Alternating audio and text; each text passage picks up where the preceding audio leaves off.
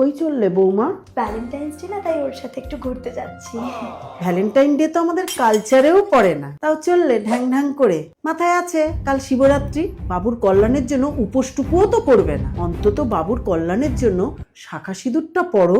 নাকি সেই জ্ঞানও নেই? জামা কাপড়ের সাইজ দেখে তো তাই মনে হচ্ছে। না বাবা, বেশি কিছু বলবো না, আমি কিছু বললেই তো খারাপ। কিন্তু তোমাকে দেখে কেউ বুঝবে কি করে তুমি বিবাহিত? বিয়ে হয়েছে বোঝানোর জন্য অন্তত শাখা সিঁদুর তো পড়া উচিত। ঠিক আছে। अच्छा কি হলো, বেরোবে না? আর কি বেরোবো, তোমার মা সবকিছুতেই আমাকে খুব জাজ করে। তোমাদেরই ভালো বিয়ে হয়েছে, সেটার কোনো সিগনেচার নেই, আমাদের তো আছে। মেয়েরা একটু সিঁদুর পরে নিলে তবেই তারা বিবাহিত, কিন্তু ছেলেদের দেখে তুমি সেটা ধরতে পারবে না। না ওদের সিঁদুর পরতে হয় আর না ওদের শাখাপলা পরতে হয়। যদি শাখাপলা না পরি আমি তাহলে অবিবাহিত, আর আমাকে সবাই লাইন মারবে। কিন্তু তুমি বিবাহিত অবিবাহিত যায় আসে না, তুমি তো পুরুষ। এর বেলায় ইকুয়ালিটি বলে কিছু নেই আমাদের সমাজে।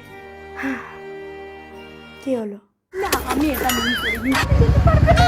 তুমিও দেখে নিলে আমার সব সম্মান নষ্ট হয়ে যাবে।